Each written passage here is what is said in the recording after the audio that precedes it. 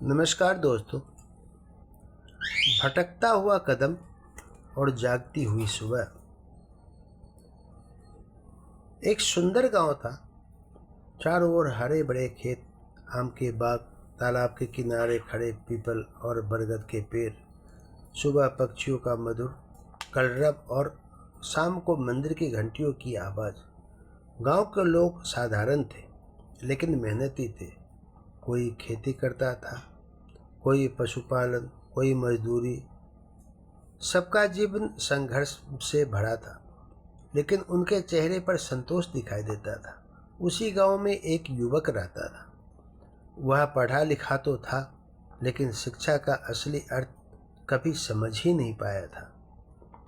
युवक दिन भर घर में पड़ा रहता, सुबह देर से उठता, खेत खलिहान तो दूर, वह अपने दरवाजे तक नहीं आ पाता। माता पिता की मदद करना ही नहीं चाहता, लेकिन सपने उसके बहुत बड़े बड़े देखता रहता था।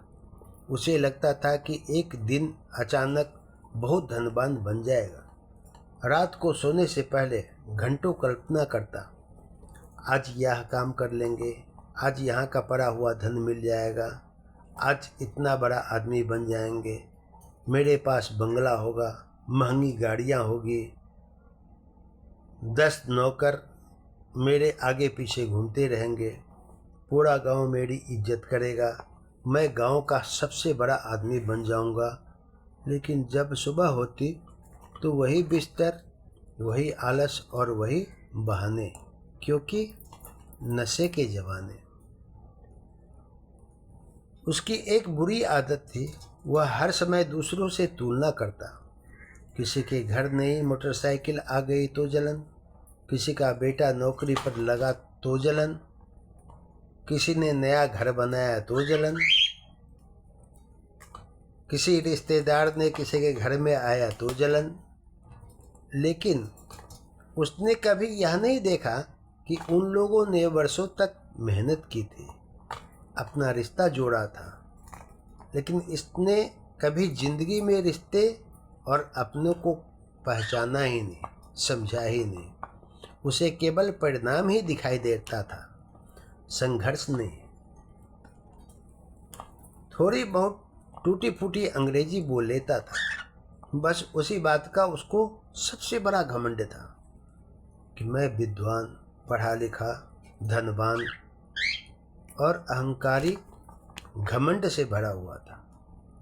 गांव के एक बुजुर्ग कोई सलाह देते तो कहता, आप लोगों को क्या पता, दुनिया देखी है, मैंने पूरे इंडिया का हर शहर घूम करके मुझे इसका सारी जानकारी है।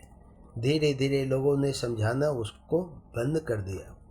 अहंकार ऐसा रोग है जो इंसान को दूसरों की नज़र में छोटा बना देता है। फिर कुछ गलत संगति वाले लोग मिल गए। दिन भर चौपाल पर बैठता, बूढ़े बुजुर्ग को ज्ञान देता, अपने आप को बड़ा दिखाता, नशा करता, हंसी मजाक से अच्छे बुरे आदमी को भी नहीं पहचानता। यही उसका जीवन बन गया। उसे लगता था कि यही आज़ादी है, यही उसकी सबसे बड़ी खासियत बन गई थी। लेकिन वह नहीं जानता था कि यह आज़ादी नहीं, बर्बादी की शुरुआत उसको लग गई है और बहुत आगे तक वह पहुंच चुकी है। माँ रात को रोती, पिता चुपचाप आकाश देखते। उसकी मेहनत की कमाई नशे और आलस में खत्म होती जा रही थी। माँ कहती, बेटा मेहनत कर लो, लेकिन वह सुनता ही नहीं। उसे लगता था कि दुनिया उसके खिलाफ है, माँ भी खिलाफ है और पिता भी खिलाफ है। एक दिन पिता बीमार पड़ गए, घर की आय रुक गई, खेत का काम ठप हो गया। उसने खेत गिरवी रखने के लिए सोच लिया और माँ की गहने भी बेच डाला। अब वह घर चलाने वाला वहाँ पर कोई नहीं था। फिर भी उसे लगता था कि मेरे पास धन है, मैं जमींदार हूँ। युवक पहली बार समझा कि केवल सपनों से चूल्हा नहीं चलता, सोचा, लेकिन मन में उसको आया ही नहीं। लेकिन तब तक काफ़ी देर हो चुकी थी। वह अपना समय बर्बाद कर चुका था।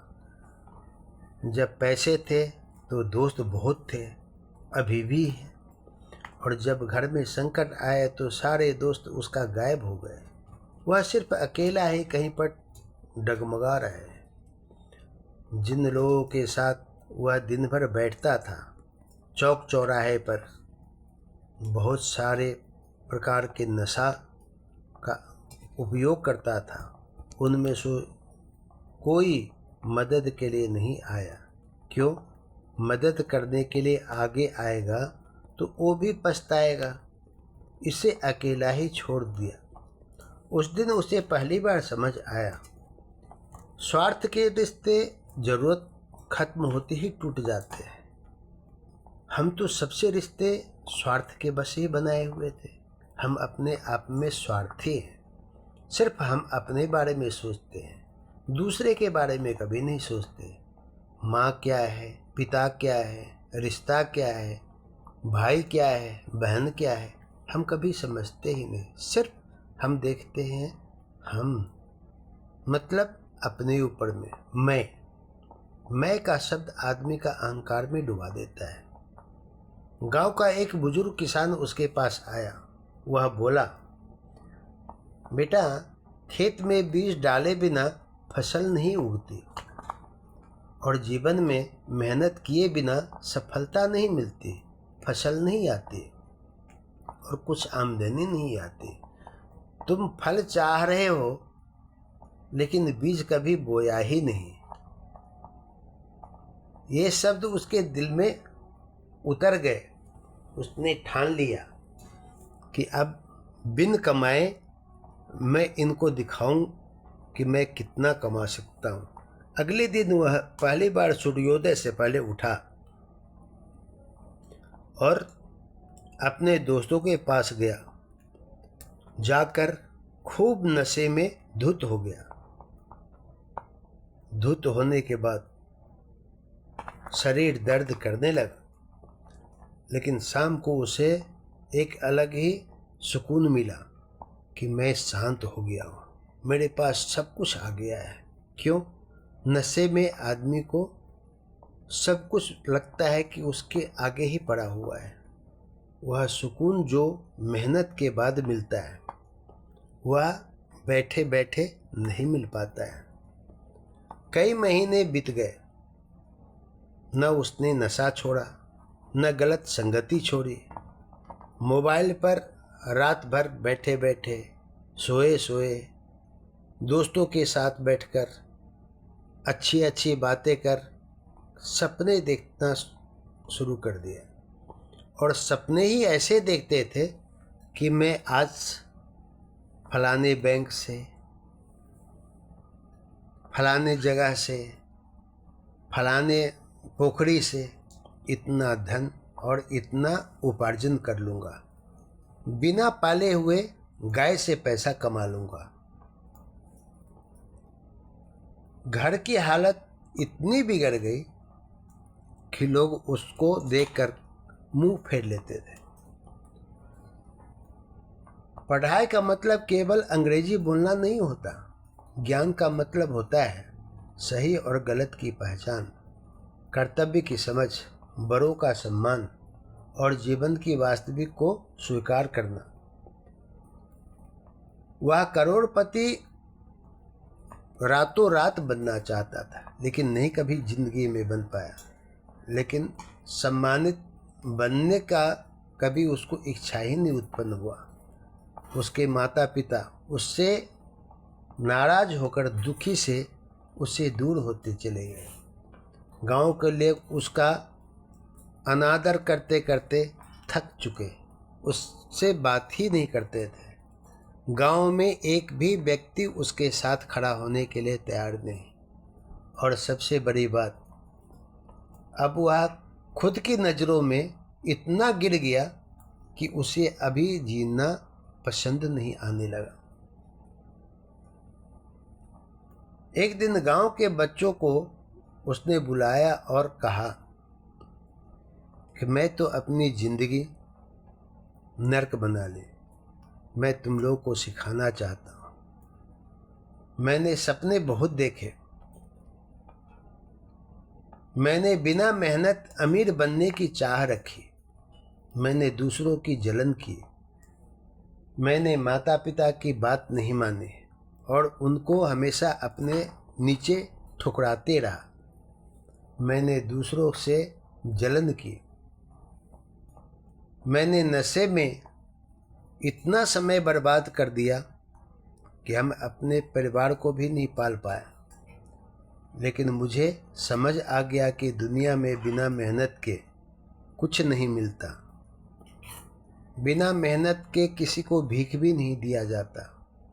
जो व्यक्ति अपने कर्म पर विश्वास करता है वही आगे बढ़ता है। सपने देखो, लेकिन हकीकत मेहनत कर। उन्हें पूरा करने के लिए पसीना भी बहाना पड़ता है। अहंकार इंसान को अंधा बनाता है। जलन मन को शांति छीन लेती है और नशा जीवन को नर्क बना देता है। बिना मेहनत सफलता कहीं नहीं मिलती और बिना मेहनत का पैसा कहीं से नहीं मिलता। संस्कार और कर्म ही इंसान की असली पहचान है और यही वह ध्रुव सत्य है जिसे समझने वाला व्यक्ति, जिसके पास ज्ञान हो, वह समझ सकता है कि बिना मेहनत का कहीं पर भी 1 रुपया भी नहीं मिल पाता, बल्कि जीवन के सही मार्ग पर चल पड़ता है विनाश की तरफ। अगर अच्छा लगे तो इसको लाइक कीजिएगा, सब्सक्राइब कीजिएगा, अपने बच्चों को भी ज्ञान दीजिएगा, सही मार्ग दर्शाइएगा। अपने परिवार में, अपने रिश्तेदार में जहाँ तक हो सके इसको फैलाने का प्रयास कीजिए ताकि हो सके किसी के बच्चे सही मार्ग पकड़ ले। फिर मिलेंगे आपसे एक और नई कहानी के साथ। तब तक के लिए धन्यवाद।